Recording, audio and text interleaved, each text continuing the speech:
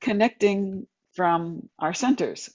And by that, I mean that we often have our way of being with other people that may or may not have any real reflection to what's really going on in us. You know, we have our ways to put on the social mask and present ourselves in the ways that we think are going to be appropriate or be most acceptable. And then there's that part of ourselves inside that ends up feeling like it never gets seen, never gets to be part of the connection to another person. And maybe we don't even have a connection to that ourselves. So we just kind of go through our day as routine and end up at the end of the day feeling like, well, that day went by, but where was I really? And did I really connect with anyone who I saw? So what we're going to be working with today is that connection to ourselves, first off, and then connecting from there with each other so that we really do see and be seen by each other. That's our work for today. Sounds exciting and interesting. Has anyone got any questions before we go into the breakouts for Selene? I was wondering, Celine, because I know that you wrote a book with Anodea. Judith. Yes, Mhm. and I wonder if you could, I don't know, maybe intuitively relate a little bit the work that we do today to the chakras, if there is a relation. It I would be can throw a little bit of that in. I don't want to do too much because unless I do a whole presentation about what the chakras are, those who don't know what they are might be confused. But I can throw in some connections and things here and there as we're talking. Yeah. that would be great. Thank you. Sure. Okay, if anybody else? All right, so Ackman, I guess if it's groups of three, we said at least 3 minutes per person, so back, 10 minutes in total. Yeah, just go into your rooms and connect. All right. Well, everybody's back. Let's start the recording again and proceed. So, connecting from my center is what I called this time we're going to spend today.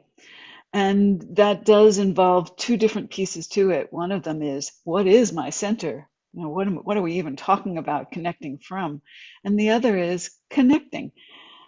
And I will actually move us to the next slide here to begin to talk about what that is.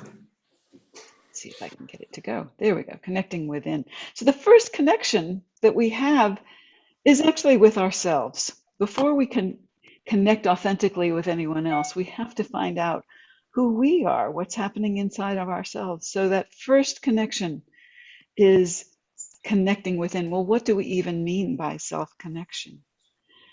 We might think of it as awareness of oneself. So by that I mean not just unconsciously going through the motions of our day, but really being aware of ourselves. And then the second step on that connection is to be accepting of oneself, whatever it is that we find inside there. What is that, and can we be comfortable with it? Can we find a way to be with it? And generally, there are some parts of ourselves that we find more acceptable, more comfortable to be with than other parts. And so there's a question of how do we find our way with the parts of ourselves that we're not sure what to make of. But that second step, once we're aware, is acceptance of what we find in ourselves. And then the third step is alignment of our behavior with that awareness. So once I know who I am, can I align the behavior that I bring into the world, the way that I am with other people, with even the things in my life? Can I align my behavior with who I find myself to be in a way that feels congruent, that feels like I really am bringing myself as a whole being into the world with all of myself? And that's even before I am going to be connecting with much of anyone else. But that next step is connecting with others. I don't want to live all alone in myself. I don't want to begin to know who I am and then feel like there's no room for who I really am out there in the world. So that next step is connecting to others. And by that, I don't mean just people. I mean, even the animals in our lives and the environment. Can I bring myself to connection with others in a way that feels authentic? So when I'm connecting with others, there are a couple of pieces that are really important here. One is there a sense of safety? Do I feel safe in this environment? Do I feel safe with this other person? Do I feel like my life is in danger? Do I feel like my sense of being okay is in danger? The second part of connecting with others is that when we connect with others, it actually makes us more flexible if we're bringing that awareness that I spoke of in connection with ourselves into the connection. So rather than just having my script that I live by and how I am in the world, if I'm really open and listening and paying attention to both myself and to the others that I'm connecting with, I'm promoting flexibility in myself and in them so that I am adapting not just to the circumstances around me, but I'm learning from them. I'm learning more about what's out there beyond myself in the world if I can be open to how I connect and not just, I would say, force myself out there in the world. I think we have a term in the US, being a bull in a china shop, meaning I just charge right in and I'm not paying any attention to what I might break along the way. And we want to be connecting with others in a way that is not a bull in a china shop, where we're really making room for others to bring their authentic self in as well. So that's interesting because I didn't touch anything, but I moved to the next slide, which is fine because that is what we're talking about here, is how do we have connection in relationship? And now I am talking a little bit more about with other people. So here I am, I'm coming to a connection with someone else or a relationship.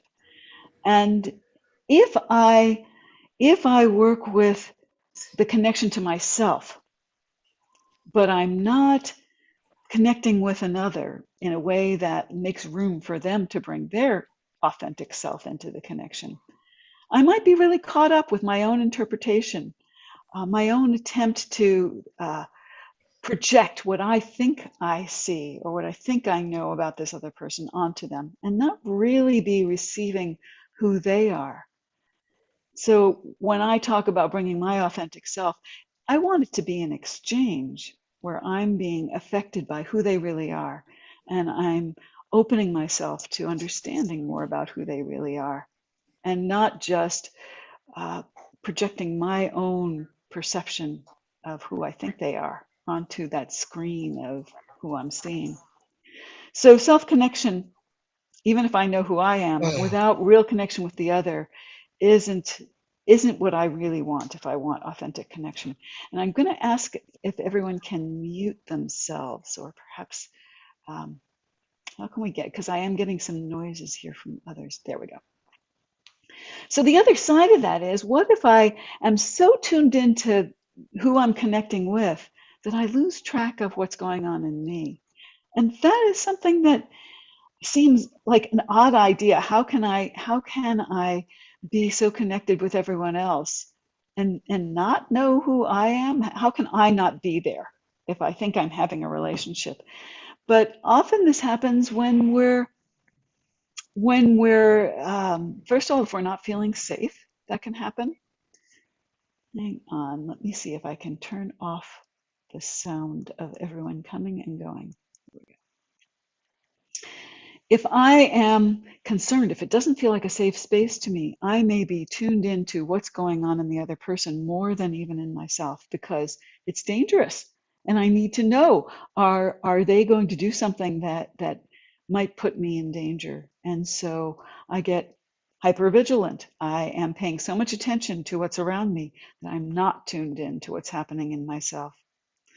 The other place where losing my own self connection can happen, where I'm more connected to the other person, what's happening with them, is if sometimes for those of us who are in the helping professions, um, I'm a psychotherapist and coach and consultant, and anyone who does work with other people may find that sometimes they're so tuned into what's happening in this other person that they lose track of what's happening in myself. What goes wrong there is there are actually a lot of cues that we get in ourselves about what's happening in the relationship, about what's happening with the other person.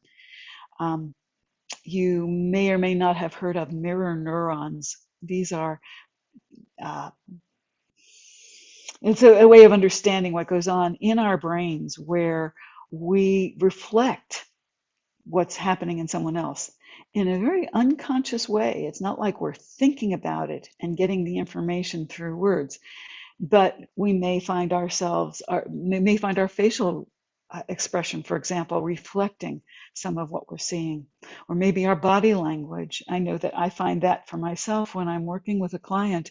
My body, without even thinking about it, will start to mirror what the other person is doing. And sometimes I'll find myself in a really uncomfortable position. I'll find myself kind of curled up. Maybe my shoulders move forward. And I didn't even realize I was doing that. And I start to feel very uncomfortable. And when I notice that, when I bring my awareness to that connection with myself and say, wow, I'm really uncomfortable. What's happening here? And then I realize I have molded my body into what this other person across from me is doing. And that gives me a lot of information. It gives me, first of all, a sense of what does it feel like to have one's body in that kind of curled forward place. It's like, ooh, this feels very different. It also gives me a chance to actually come back into myself, find my own what feels good to me, re-inhabit my own body.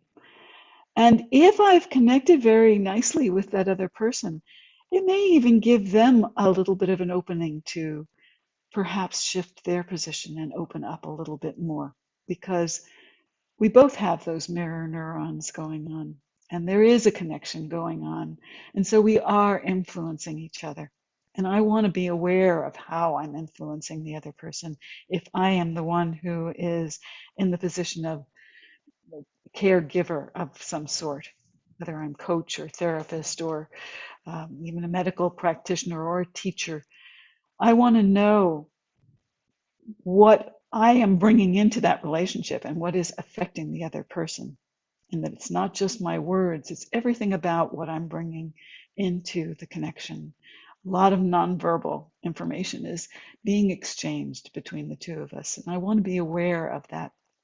So I want to have that connection with myself, even as I'm connecting with someone else, to keep track of all of that and to make sure that I have some consciousness of it, that I'm not just acting unconsciously in the connection that we have.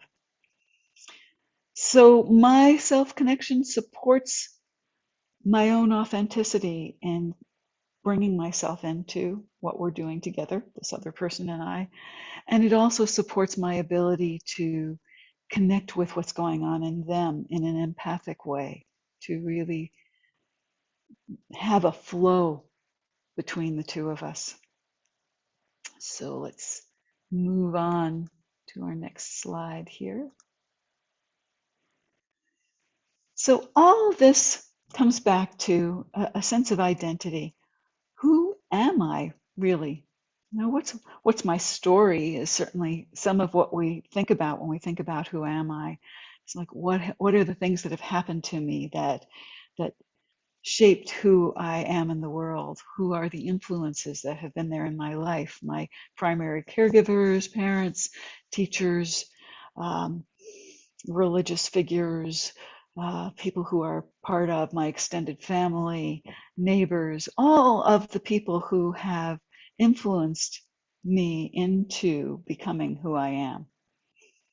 But underneath the those influences, there may be some sense of, well, who am I really?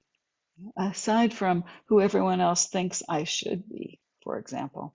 And often we get to a point in our life where we have to step back and look at who we are in the world and say, is this really me? Am I really bringing my authentic self out here, or am I just following the program that was set out for me by influential people in my life early on who um, who pushed me in certain directions? And by that, I don't mean what career did I choose, but just how am I in the world? Like I came, for example, from a family where there was very strong push for us to all be nice. Uh, Not to say that there weren't some arguments, but they were all done very, very nicely. And that was the instruction, was really whatever you are, you should be nice about it, which made it very hard for me to connect with the parts of me that didn't always feel nice. Made it hard for me to connect with anger. And that meant that whatever anger I might feel went underground and became an unconscious process that came out sideways sometimes in my relationships with others.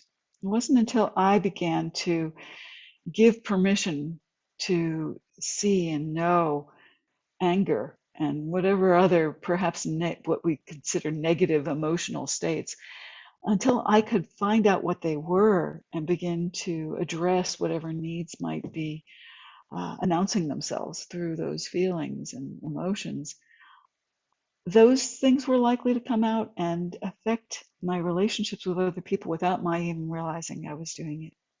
And I'm sure we've all had the experience of talking to someone who is being very, very angry in that moment. And there they are being very, very angry. And we say, wow, you're really angry. And they say, I'm not angry. It's like everybody around them can see the anger pouring out, but they're not aware of that anger.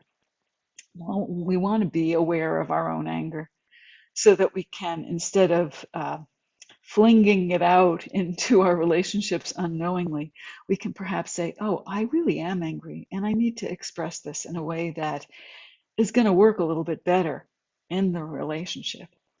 So instead of just projecting all that anger, radiating it all around me, I can say, I'm really angry at something that happened between us. And I really want to clear the air and talk about that, because I don't think we're going to have any really authentic connection and relationship until we've talked about this anger that I have about what's happening between us. Okay. And then we can have a conversation about it. Then we can talk about what happened. Then we can perhaps share some of our feelings about what happened. And we might be able to get to a place where we can then come back to being with each other without that anger in the way, without that anger coloring everything about how we relate to each other, without our even realizing how big of an impact that has on our relationship. So our identity, our sense of who I am, is really the basis for organizing and navigating our relationship with the world. And I want to know about who I am. I don't want it to just be navigating without my conscious agreement, and I wouldn't say control exactly, but at least my conscious awareness of what's happening and how I am navigating. Our identity is also the basis for preserving and changing ourselves. And by that I mean our identities can change. I can, for example, change from someone who's never angry to someone who is working to be aware of all of my emotions and to address the needs that I'm becoming more and more aware of in myself, so that I can become a whole person and be whole in my connections with others and in the ways that I move in the world and in the effect that I have on the world around me. Identity at its best is organic and dynamic. It's not static. It's not something that is stuck in place and that we have to always continue to be exactly how we always have been. We get to move and change and shape who we are and how we are, and even how we understand those stories that are so much of what our identity seems to be. So, how do we do that? We do that with self reflection. And self reflection works best when we can bring some self compassion to it as well.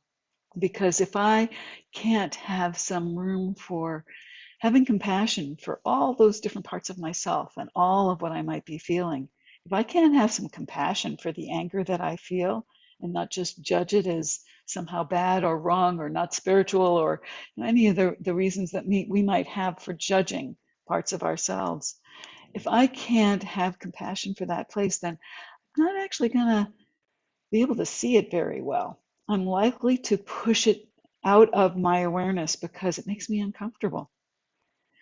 If I just see certain parts of myself as bad or wrong or not okay, then I'm not going to want to be uncomfortable in the way that I'll be if I have to be aware of those things that are going on in me. So I want to have that compassion in place even before I go digging deep to see what's really going on in me right now, in this moment, in my life, so that there's room for me to see the parts that I might not approve of, I might not find acceptable in the world, but they are there. And can I find some compassion for whatever is going on in me?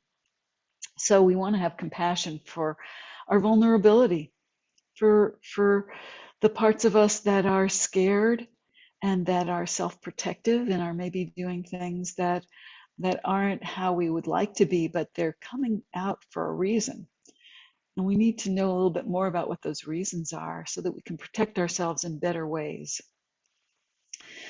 We want to be able to love ourselves as we are, to accept ourselves as we are, even if we're not perfect. We're not going to be perfect. So, can we find room for us to be as we really are? We want to be able to love ourselves for our good intentions, even though they don't always come through, even though we can't always be who we'd like to be, who we're striving to be, who we want to grow into. We want to love ourselves without waiting for ourselves to be perfect. How many times do we have a list of the things that we have to be before we'll be okay? I have to lose weight before I'll be okay. I have to, be a better person before I can approve of myself. I have to never do anything wrong before I can feel like I'm a good person in the world, that I'm lovable. Well, we are lovable with all of our faults, with all of the things that are wrong, with all of our imperfections. We are lovable. And it's okay to have all of us be in place. And we have to start by loving ourselves. If we want anyone else to accept us, we have to start by accepting ourselves. And the funny thing is that if we can accept the parts of ourselves that are not necessarily comfortable for us, there's actually a lot more room for us to move towards what we would like to be. So we want to love ourselves as we explore, as we make mistakes, as we continue to learn. And that is the basis for making those self-connections that allow us to bring ourselves as authentic beings into our relationships. We want to be able to welcome all the feelings and thoughts with equal regard. And for this, I really love, see if I can have it all here, if I can get out my little notes here and read you the poem by Rumi, The Guest House, because it's so much what we're talking about here. This, being human, is a guest house. Every morning there's a new arrival. Joy, a depression, a meanness, some Momentary awareness comes as an unexpected visitor. Welcome and entertain them all, even if they're a crowd of sorrows who violently sweep your house empty of its furniture. Still, treat each guest honorably. He may be clearing you out for some new delight. The dark thought, the shame, the malice, meet them at the door laughing and invite them in. Be grateful for whatever comes, because each has been sent as a guide from beyond.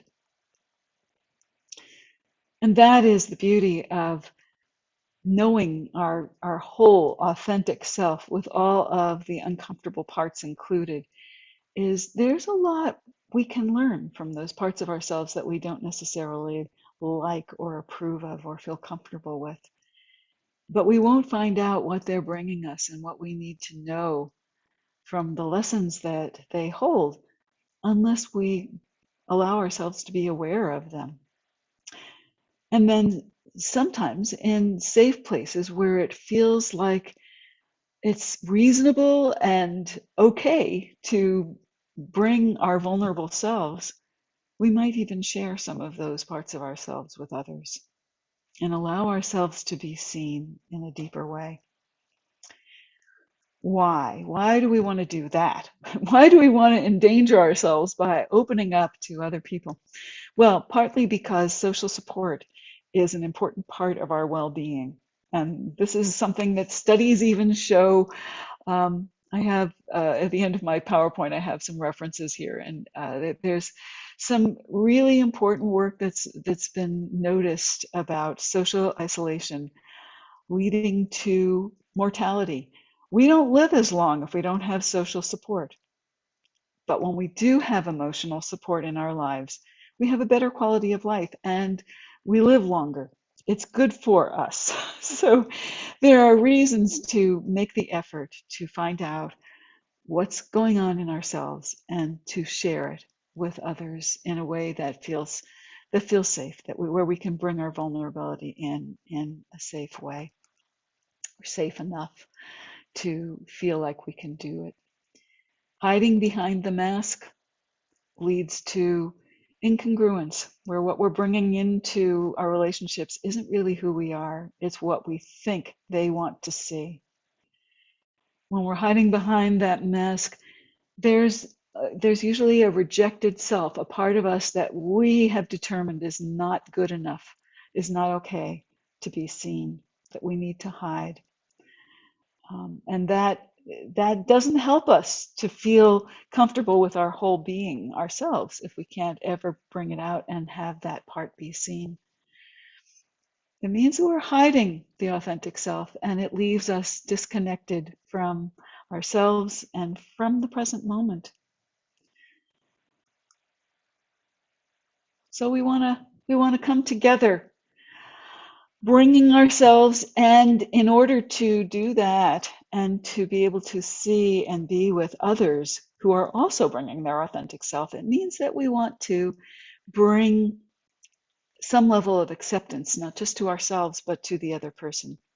We want to be able to make room for the parts that aren't perfect, the parts that aren't pretty, that don't fit into our idea of what is socially acceptable. We want to find a way to have some compassion for those and to breathe into what's real with each other. And those are really what go into bringing ourselves into presence, to be present for each other, be present for ourselves and present for each other. So I have a meditation to do that we can explore this further, but I feel like I should stop for just a moment here and just see where you're all sitting with all of this and have a few minutes for question and answer before we drop into a meditation that takes us into it, and then an exercise to explore further. So let me, I will just show you, my references are here, and you can have these PowerPoints later on, but I will end the slideshow for now and let's see, stop sharing so we can all see each other. And let me just open this up to see if there are any burning questions here about what I've said and how that works.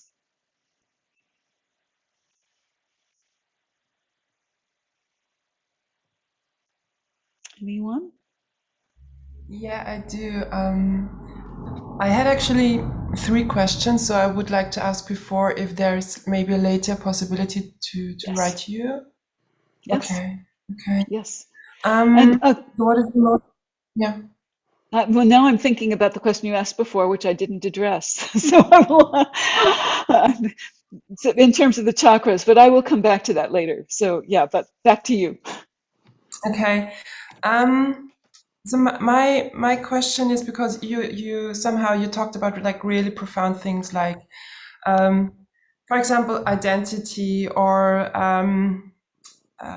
you know, how do you perceive the world? And one of the questions that I had, for example, was like we live in a world now where we know that identity is really fluid and is something that we also somehow construct. When I talk to people who are like 17, I'm a third culture kid.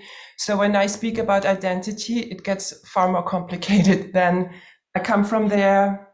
This is my language. That is my culture. So within that fragile process, to find a basis, need somehow like this orientations and that, you know, who am I really?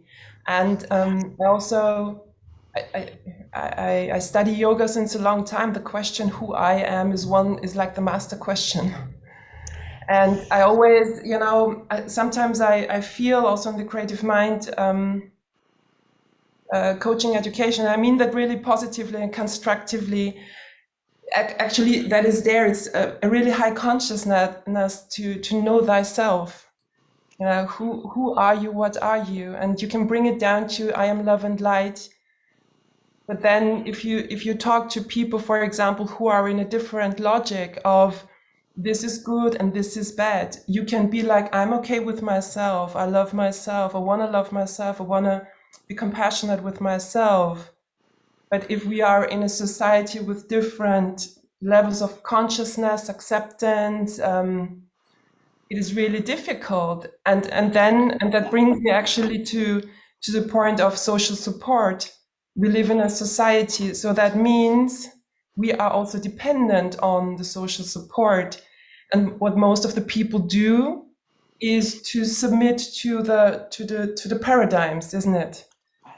So I feel sometimes, you know, it is like everything very beautiful, but sometimes I feel like there's something like which is really contradictory where I feel energy inside of me. Yes, Berlanda, you have brought up so many things here. We could spend the entire rest of the day talking about them all. So I'll just touch on it a little bit here, because we have to start somewhere. And what you're talking about are very large issues. And this is part of why when I say you want to make sure you're in a safe space before you reveal everything, you know, that to be vulnerable means also to be careful about where it's safe to be vulnerable. I'm not going to walk down, you know, a dark street where terrible things have happened and just sort of, you know, lackadaisically just flow through. Everything is fine. I am light and love, and therefore nothing bad will happen to me. Bad things can happen. I might be in a war zone, you know, and I have to be aware of that as well, that there are times and places to bring all of myself out and times and places where I need to be more protected. And here I will bring in the chakras. And what I'm talking about here is very much a third chakra issue of where my power is, where my energy is. And I don't want to actually with all of my chakras, I might want to, with someone who I care about and I trust, I might want to be very, very open and open those up to connect deeply with each other. But I'm not going to walk down the street where I don't know who's there and whether there are strangers and whether someone has a gun. I'm not going to walk around with my chakras wide open, loving everyone. It's like, yes, on some level, I am loving everyone, but I'm also protecting myself as well. And I'm bringing an energy of strength and bringing my power into my protecting myself in a situation that might be dangerous. So there are times and places for everything. And what we're looking at today here is what happens when we are in a safe enough place where there are no guns. And by the guns, I don't mean just the physical guns, but there's no one who's going to consciously or intentionally attack me. I will assume that everyone who's here today, for example, is not going to consciously and intentionally hurt anyone else, which is not to say that we might not get hurt by something someone says inadvertently. They didn't mean it to be hurtful, but something someone says could be hurtful. That's different than I need to protect myself from someone who is going to intentionally hurt me. So sorry. So when I'm talking, if I'm going to walk into kind of a hornet's den, you might say, or I think about a student of mine who is a yoga teacher who's also on a school board where she's been attacked lately because there are differences of opinion about whether the children should wear masks. Okay, basic issue. My student is full of love and light. Her yoga classes are lovely and open and vulnerable and all of that. And she walks into that school board meeting. She's left with a very fragile process, or delicate, I should say, process of bringing all that love and light with her. She doesn't want to close it down, but at the same time, she knows she's being attacked. It's happening right there. And can she do both? At what level can she bring her light and her love and still be protected from people who intentionally do want to harm her in that setting? So there's a lot to this. Can she be authentic, both in her truth in that moment and speak her truth, but also do it in a way that is more protected? Okay, so this is just touching on all of that, just touching on it. For here, the first step I would say is that since most of us have more often been out in the world trying to stay safe, we often are less connected with ourselves and what that authentic self really even is. And in the fluidity of even finding our identity, I think you're right, especially in adolescence, we're struggling to figure out, who am I? Am I the culture I came from? Am I the culture I'm sitting in now? Am I the culture my parents are trying to give me? Am I the culture that my colleagues in school are saying, if I'm not part of that, then I don't belong? There are so many issues. Just even struggling through understanding, what does it mean to be a particular gender? And who am I? Am I who they tell me that I am? Am I something else that's coming out from inside of me that feels really deeply important that nobody's recognizing yet but me? All of that is in here. But the first step is to create a little bit of space around ourselves and begin to go in and say, well, what is there inside here? If I push out a little bit and make some room so that all those influences, all those cultural pieces, all of those ideas about who I should be, if they're all just a little bit out, so I have some space to feel into what's here in me, then I can decide how I want to bring it out and what I want to do with it out in the world. But the first step is to find out what that is. Does this answer some of that question? Yeah, I was wondering, if you, I think, yes, it is, it's about having a talk also about that level of reality, probably, or. Yeah. Well, for now, let's take some time and enter into a meditation process to help create some of that space and connect with what's there in you, each one of you. And I'm going to, for this process, bring in a lovely process that comes from Sherry Geller. It's an acronym using the word presence. And I've added to it a little bit because I brought in the compassion piece. I think it's a really important piece for what we're doing here today. But I'm going to bring us through the letters of the word presence to bring us into some presence before we all come together and connect with each other. Okay, so this is for us each to connect with yourself. And so we're going to begin by finding right where you are, just sort of looking around, getting a sense of where you are. This is where you have an opportunity to check out whether it really is a safe space for you. Are you going to be interrupted here? Are there things here that feel dangerous to you, that don't feel comfortable? And can you just check your surroundings? See where the ceiling is, where the floor is under you, where the walls are, where the furniture is around you, whether the doors are closed, where there's privacy for you to have time to not be interrupted. And then just bring your attention inwards. Our first step, that P in presence, is for pause. To pause and put aside whatever you were doing, to just rest in this moment. And part of that process of resting is finding the space, the place to settle yourself down, the most comfortable position to be in, the place where you will be able to let go a little bit and be held up by whatever is underneath you. So taking that time to put aside, and by putting aside, I also mean putting aside the pressures of your life, the to-do list, all the things to be dealt with. And right now, in this moment, you don't need to do any of those things. They will be there later.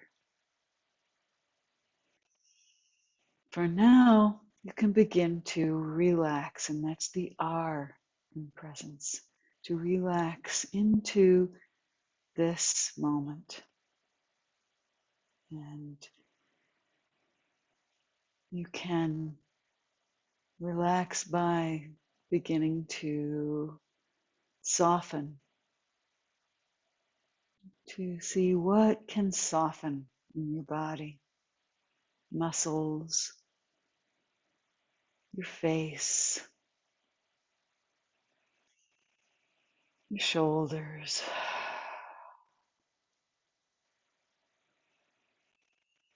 And even as you're exploring that possibility for relaxation right here in this moment, the E in presence takes us into enhancing the awareness of your breath. Just bringing your awareness. Maybe your awareness brings you to a shift, possibly a deepening, possibly breathing to your belly, possibly bringing awareness of how your breath expands into not just your chest and belly, at your back, your sides. Just bring your awareness to that breath, enhancing that awareness.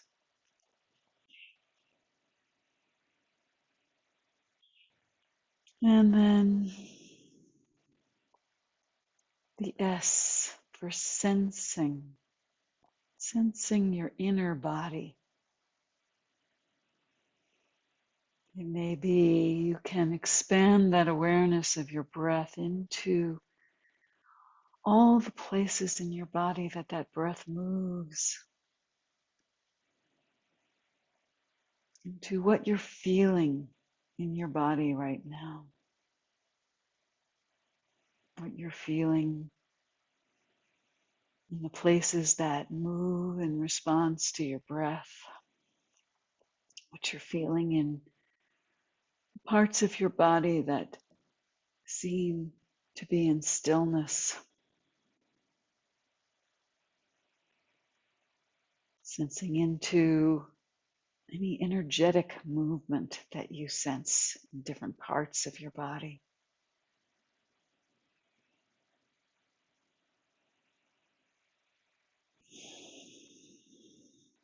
Sensing what feelings might be there, what emotions might be moving in you.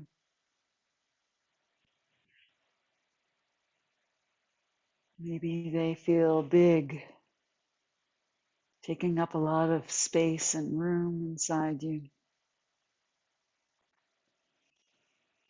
Maybe they're just glimmers, just a glimpse of the edge of some emotion, feeling.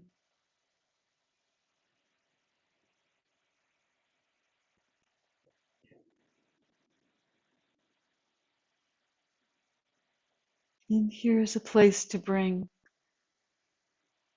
some of that self-compassion and acceptance of what is.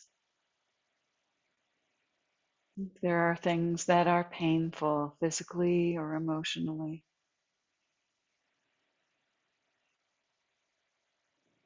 to bring some kindness and caring to that part of you that maybe is struggling.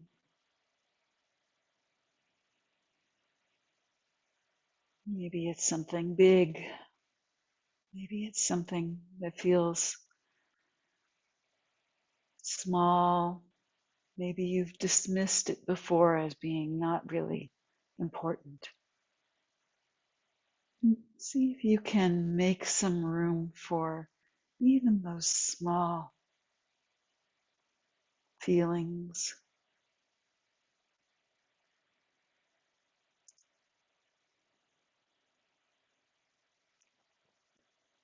And then expanding the E.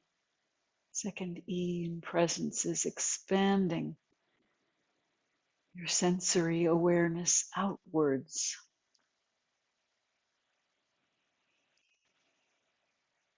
Imagining into all that you see, all that you hear, all that you touch,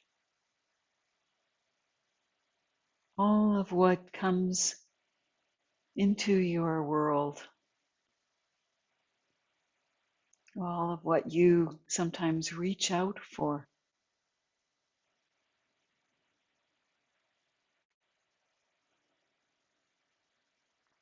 Just letting your sensory awareness move outwards, still connected to your inner sensing, but now expanding it beyond your body, beyond your inner world.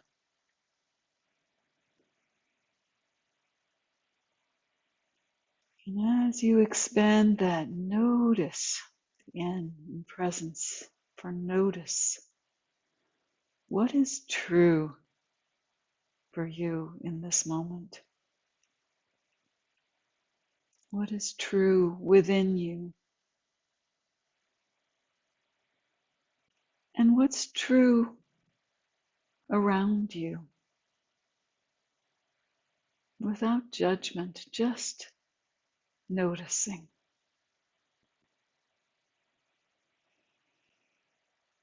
And again, bringing self-compassion, compassion. Can you be with what's uncomfortable? Can you be with what's painful? Make a place for that to be held gently.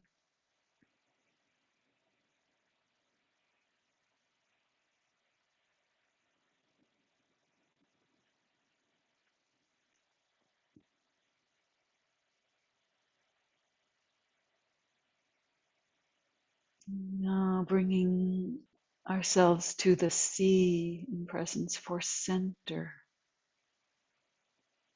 Finding your center in all of that.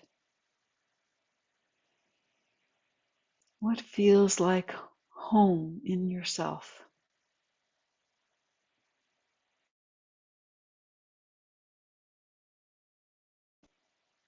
From that center, can you find a way to connect with the ground that's underneath you? Maybe your feet are on the ground and you can feel that solidness underneath you. Maybe it's another part of your body that can connect with something that holds you. And underneath that, the earth. This big, solid, alive earth.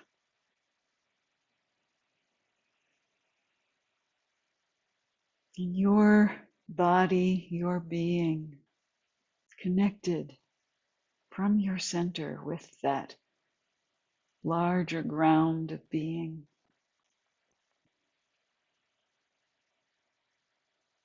Centering and grounding.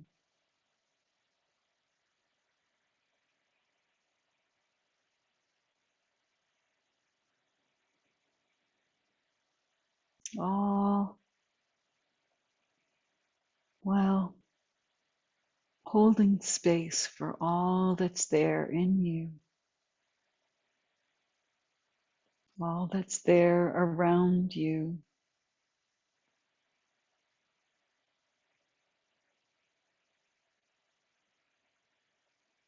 Maybe you get inklings, glimmers of where you'd like to be, how you'd like it to be, what you'd like to move towards in yourself and in the world.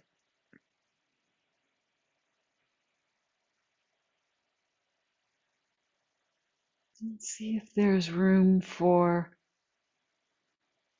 knowing what you would like to move towards at the same time that you can accept and be present with what is true right now.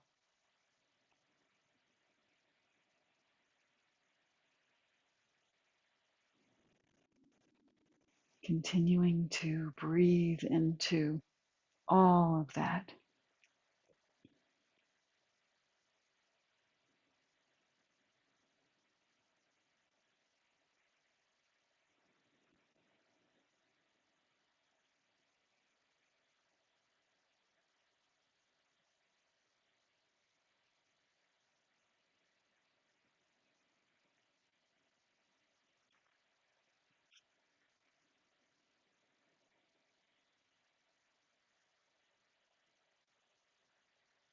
Maybe find some room for a little bit of gratitude. First, for yourself, for being willing to go as far as you could manage to go with all of this,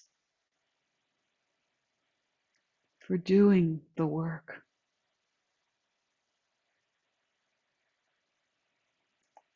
for bringing yourself into presence,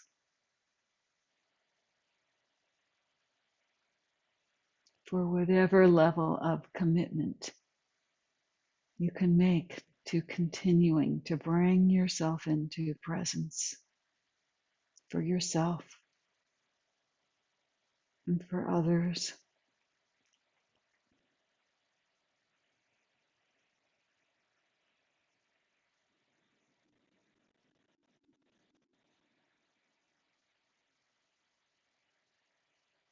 And maybe some gratitude for all that supports you in doing that.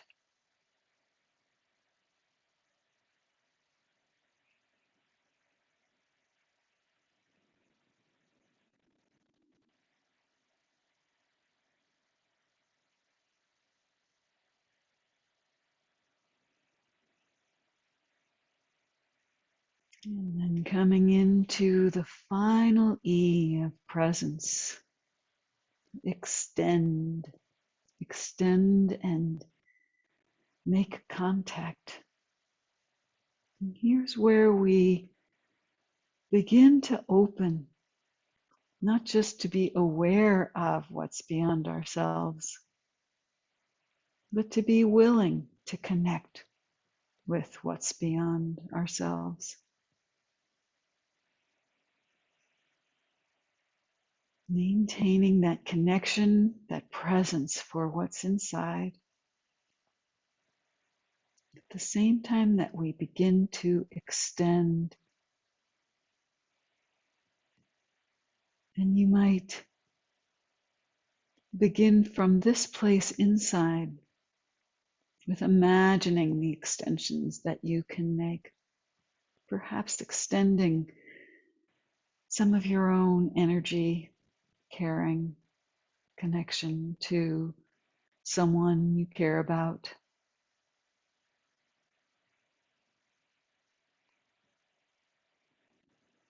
Just bringing your presence to them,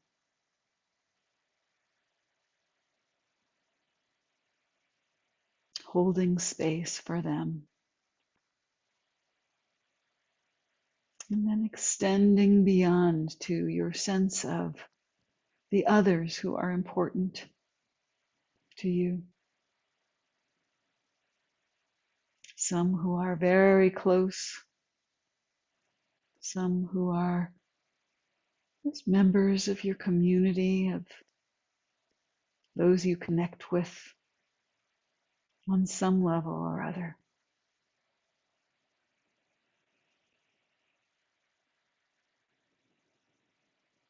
Maybe even extending beyond those you know out into the strangers.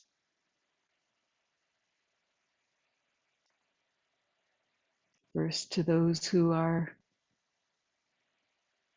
friendly, who seem safe to connect with, to reach out to extend yourself into, towards. And then seeing how from this place of presence and connection inside yourself, you can perhaps send and extend some of your energy out even into those places where there is pain and fear, anger, places in the world that are so unsettled.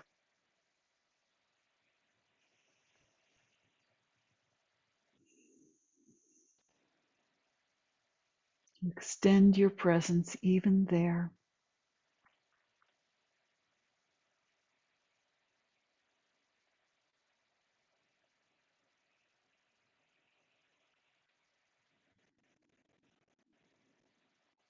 And then coming back into a really clear awareness of your own center, your presence that's here for yourself. As we begin to come back into this Zoom room of others, knowing that we have each been on our own journey of that exploration of what's inside and how we can extend.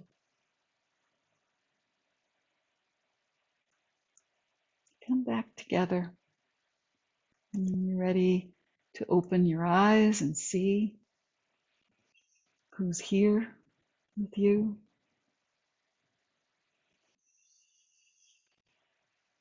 Really continuing to hold that presence for yourself, even as you look around and connect with the others who are here. And let's do triads here.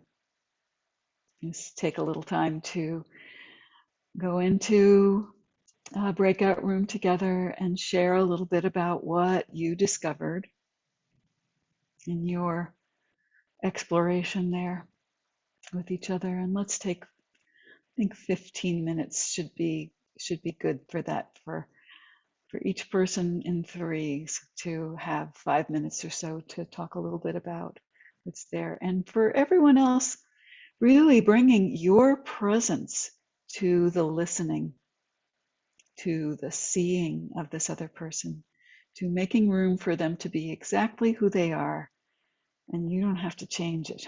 You don't have to fix anything. You don't have to do anything. You're just there to be present and hold space for each other as you share some of what you experienced. Okay?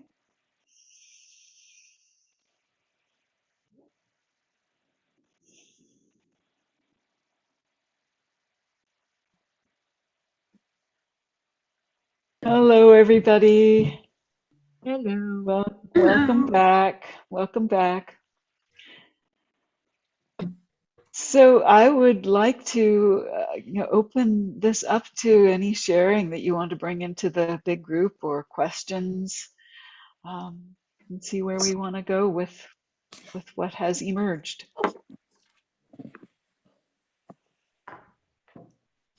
Can we just come in? I think so. Yeah, Thank just you. come on in. Yeah. Thanks, Selene. That was really wonderful. I'm in Madeira, in the middle of the Atlantic, and I'm on my own. And last week, I'm still in a bit of shock. One of my best friends of 50 years just dropped dead suddenly. Oh, I know. So it was a week ago now. So I've been in a lot of shock. I must remember to breathe. And I really want, I haven't been, even as I talk about it now, I'm sort of holding my breath a bit. So I really needed this session. And I loved it. And the people, I'd like to thank Christianette and Leon, because they were so great, because I didn't feel like doing the breakout room, really. I didn't feel like extending. And I did, and it was fantastic. And we can thank you, Selene. It's just, it was. I did get. I went off a bit in the middle. Are we going to get a recording of that? mm-hmm. Great. Mm-hmm. Because I found it very, and I found it incredibly visual and somatic. I don't know if that was your influence, from Trance Camp or whatever, from that work, associating, but it was amazingly visual. Thank you. And somatic, so and somatic, yeah. The extensions started sort of a bit Medusa-like, but in everywhere, sort of coming out of my body, and then, which was brilliant. And then the expanding was completely different. There was this, and So all of it. So I just want to thank you very much. You're And welcome. I feel in a much because I hadn't, as I was saying to the to people I was with the breakout, I hadn't felt like connecting with anyone who wasn't really connected with Claudia, with my friend. But I did, and I'm very glad I did. And you, thank you. Bless you. You're Thank you. welcome, Georgianne. Yeah, and just to speak to the somatic piece, I am just very somatic. It's just how I work. Okay, right. I'm sure it comes out in the words that I use, and Yes, because it's how I'm experiencing what I'm leading, yes. I can imagine that it touches other people in that way as well. It certainly did. Thank you. And because that made it very sort of whole, because it was so visual as well, but it wasn't just visual. Yeah, thank you. That is wonderful to feel that in my body. Thank you. Okay.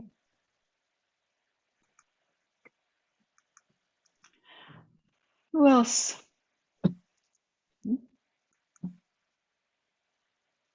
Who else? I'd like to share, if I may. Yes. Thank you for Georgianne for sharing, because we were in the same breakout room. I think what was really powerful for me was what you talked about earlier, is that when we won't necessarily show our authentic selves when we don't feel safe or expand out. And, Georgianne, we'd shared about actually, I didn't want to extend. And I felt very much the same. I didn't want to extend to people because I wasn't in that space to want to extend to people. So actually it was more actually connecting with the elements, connecting with the earth, and feeling more like I wanted to be fed as opposed to wanting to feed. And I think for me, the breakout room was a real demonstration of a lot of the things that you've actually talked about here this evening, of when we allow ourselves the space to share and be vulnerable. And thank you, Georgianne, for sharing, because as she shared, it then enabled and created space for me to share, and even the understanding around, I understood the reluctance to expand to people because, very similarly, I'm also going through a grief process. And so when you're feeling that way, you're already feeling quite exposed, and you're already feeling quite, but there's already too much. But it's demonstrated that even in that space, when we are authentic and honest, that's where we are. And we tell, because the exercises expand, but it could have been so easy for Georgianne for you to say, I did expand. But she said, well, I didn't want to, actually. And that really created space for me to be honest and feel authentic as well. Or even, I said, I didn't want to join the breakout room. I said, to be fair, nor did I. But actually, in sharing and in demonstrating our authenticity, that we've been able to find connection, even with people that we've not met each other before. But it was the authenticity that created the space for connection. Yes. So thank you to you as well, Georgianne and Leon. Yeah. Thank you, Kristen. That is beautifully said, and I think what you've brought up here is that that feeling of I don't want to go and be with other people is usually because we feel like we're not going to be able to be authentic, that we have to put on the mask, and I just don't have the energy to put on the mask right now. I just need to be with what's real for myself, and if I'm with other people, will I be able to do that? I know sometimes with good friends, someone might say, "Oh, I just don't want to get together now. I'm just feeling not like I'm not feeling very social." And they'll say, "Just come as you are. Just bring yourself. You don't have to be anything other than what's real for you right now. I want to be able to be there for you as you are." And that changes everything. If there's room for you to actually be where you are, whether it's depressed or in grief or just not feeling very energetic, is there room for you to actually just be who you are with these other people? And if there is, it can feel profoundly powerful to be able to be yourself with other people. And I think the part, just to add to that, it doesn't even have to be someone you know. And I think that was That's right. so powerful. Because would I have shared, Georgianne, I might not have shared this with a friend. actually, what I shared with you. Yeah. Well, I'd like Yeah. to thank you, and I think it also it feels great to be useful, you know. So I'm so glad that I did kind of, you know, show my vulnerability and, you know, and say, no, I didn't really want to talk to you too. And I said, oh God, no, I didn't mean you too.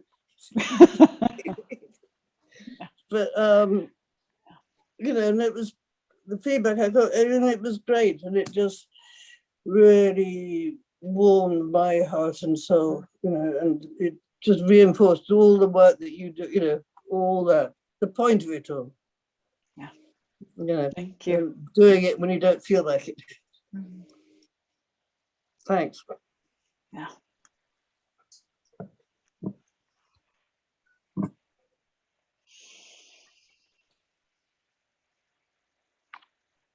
Who else?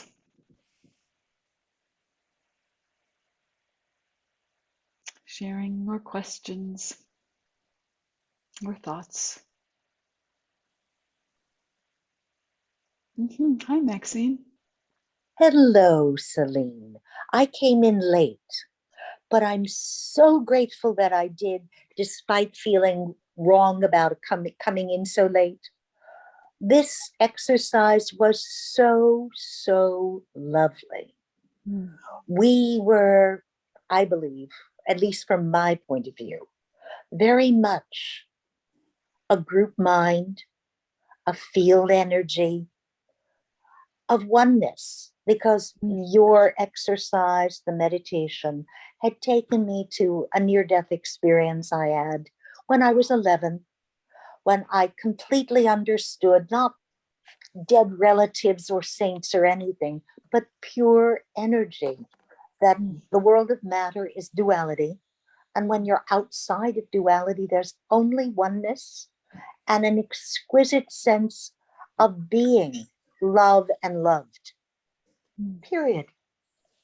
And I had that again and again in the context of a retreat with ayahuasca in Peru, where one begins to learn that the shamans didn't learn from a shaman above them and a shaman above them. They think that's absurd. You learn from being one with the plants and the river and the dirt and the sky. And it isn't a sequential, I'm going to connect with a tree and feel leaves with the water of rain pattering down, but all of it simultaneous. And when they have a problem or a client or a patient in need, they simply ask and they're guided that this root must be boiled for 2 hours and combined with these leaves and the other. It is not something that is ever communicated. It's simply there. And that centeredness was something that we all had because we know how to go down and be a group and in a group mind and an energy that gets deeper and deeper until it is all that is in that oneness. And I'm so grateful to have connected with that and with two very lovely beings as well as yourself in this little breakout. So very grateful. It has made my day, my week. And I do at times struggle with depression and a sense of isolation, and that's my garbage. And I'm very good at working on other people's issues rather than my own, as most of us are. And I just want to thank you from the bottom of my soul rather than just my heart. Bless you and bless this community you're giving birth to. Mwah. Thank you, Maxine. Yeah. Yeah.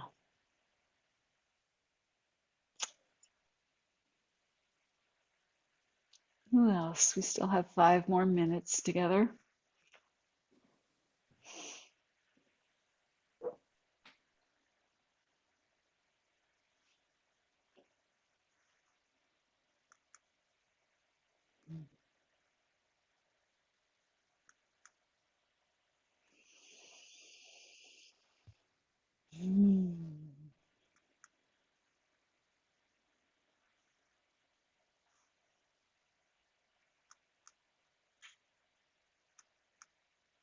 Mm.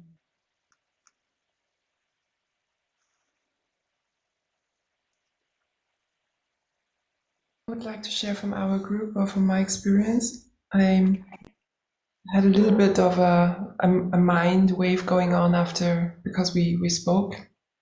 So the mind needed a moment to get to calm down.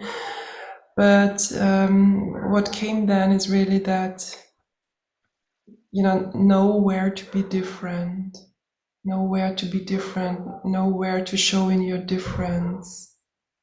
And I thought about animals, and I shared that in my group, that there's this acceptance, or that embracement in English, I don't know, of variety.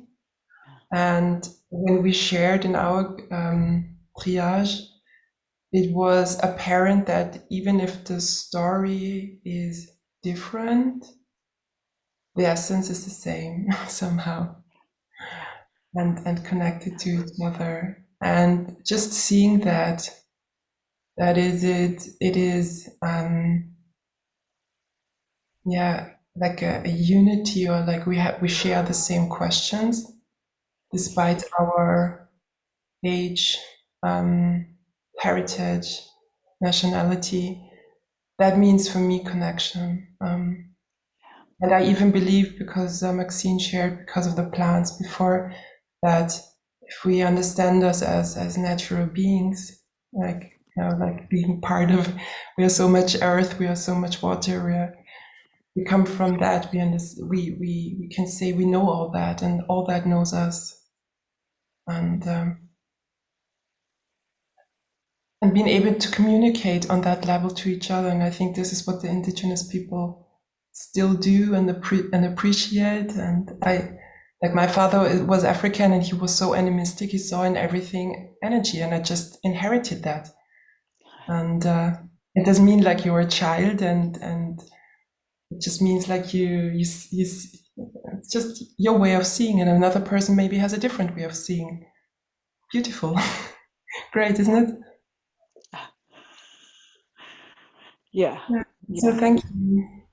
You're very welcome. I think you're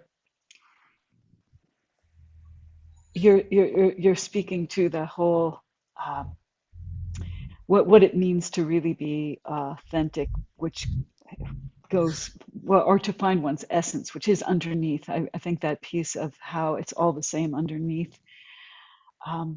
It's so hard for us to remember that sometimes, and I'm thinking also about that sense of doing what we need to feel like we can belong, that we have to somehow be the same in order to feel like we can belong. And is there room for us to belong just as we are?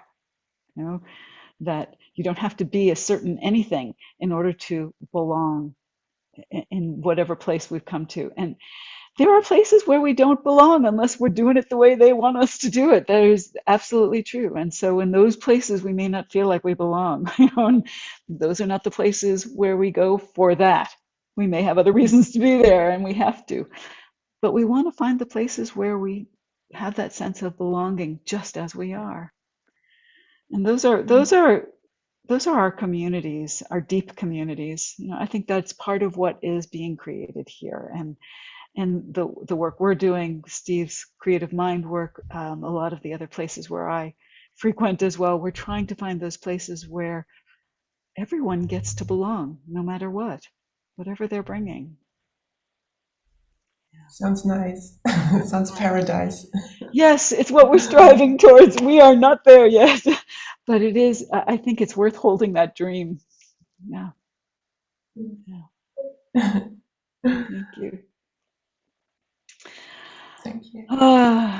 Well, thank you all for joining me on our little bit of that dream today. Where we did create a place where we can feel like we can belong. Michelle, I see you have your hand up. One more then. Yes. Go ahead.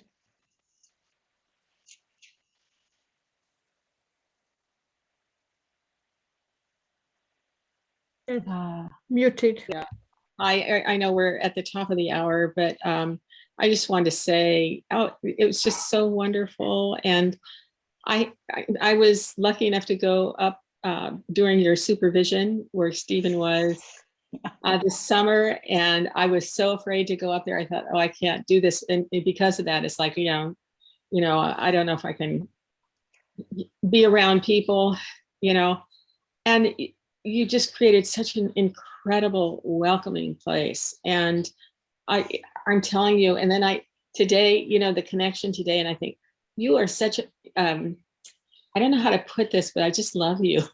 I just feel like there's such a soul space there.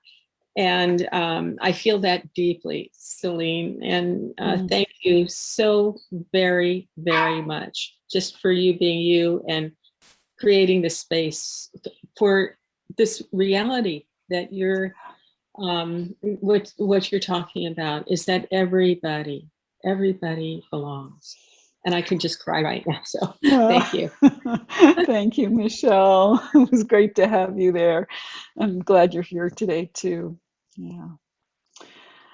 All right, everyone. Thank you for coming with me on our adventure today. And I will see any of you who join us next week as well, while Julian's still away. And I'm looking forward to that. We'll be working with balance, playing around with balance.